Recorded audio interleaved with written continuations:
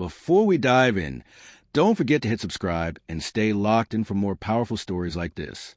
The celebration was already in overdrive, bass shaking the floor, crystal glasses chiming, voices stacking over one another in a wild rhythm of joy and chaos. Still, despite the electric atmosphere, I felt oddly removed, like I was present in body, but somewhere far away in spirit. My wife stood at the center of it all, glowing, effortlessly captivating everyone around her. Her smile lit up the room, her voice floating above the music as she laughed, flirted, and entertained with natural ease. At first, I kept telling myself it meant nothing, that she was just vibing with the crowd and embracing the moment. But then I noticed the details, the way she angled closer to other men when she laughed, how her hand lingered on someone's arm just a second too long, the sparkle in her eyes as she teased and played into the attention. To anyone else, it might have looked innocent. To me, every motion felt like a quiet cut, small but sharp. That's when it hit me. This wasn't just another party. This was about respect, about lines being tested, about who truly held control in this space. I wove through the crowd with calm restraint, exchanging polite gestures while never letting her out of my sight. Whether she knew I was watching or simply didn't care, I couldn't tell.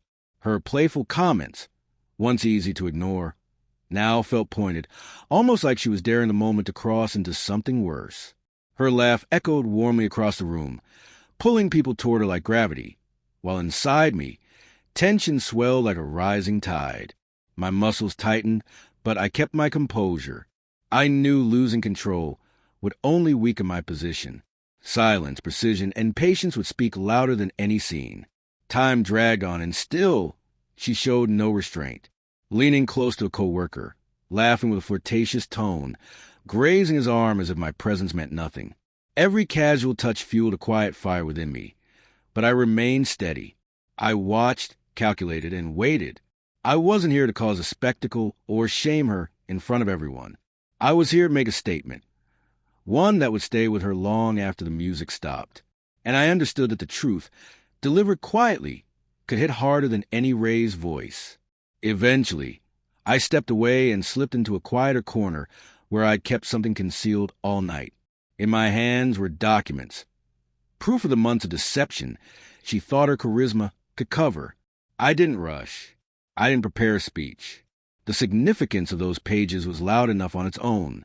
With measured steps, I made my way back to the crowd, feeling eyes slowly shift toward me as they sense a change in energy. My stillness cut through the chaos like ice through fire. When she finally noticed me, her bright expression faltered. Confusion flickered across her face. I placed the papers before her, slow and intentional, letting their presence speak volumes. The music, the laughter, the chatter, it all faded into the background. Her confidence drained as her eyes scanned the contents, shock settling in where amusement once lived. The woman who had ruled the room moments earlier now sat exposed, fragile, and unsure. I didn't raise my tone. I didn't accuse or insult. My silence, paired with the undeniable truth in her hands, carried more force than any argument ever could. Nearby guests began whispering, sensing the sudden shift in atmosphere. Her fingers trembled as she tried to process what she was seeing, glancing around as if someone might rescue her from reality. But there was no rescue this time. I simply stood there, composed, allowing the weight of the moment to sink in naturally. Her voice finally broke the stillness, soft and pleading, saying it was all just humor, nothing serious. The contrast was heartbreaking and telling. I held her gaze steadily, letting the reality settle, without dramatics. Calm authority filled the space, and it was clear she had underestimated how powerful quiet control could be. She looked around, searching for reassurance from the crowd, but all she found were whispers, cautious stares, and people stepping back from the tension. Her attempt to laugh it off, to downplay it, to twist the moment, they crumbled. Fear replaced arrogance. Panic showed in every forced smile, every shaky breath.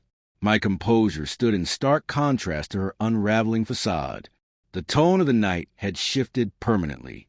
I turned slightly, giving the room time to absorb what had just unfolded as she remained frozen, faced with the truth she tried so hard to bury. Words were unnecessary.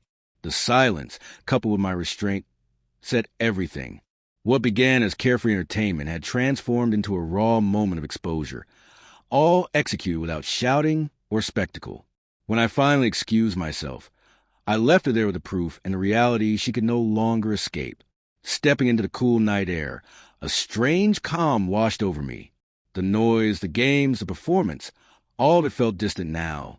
I had taken back control, revealed the truth, and allowed consequences to fall where they belong without chaos or cruelty. That night became a reminder. Power doesn't live in loud reactions or heated confrontations. Real strength exists in restraint, clarity, and the quiet confidence to let truth stand on its own.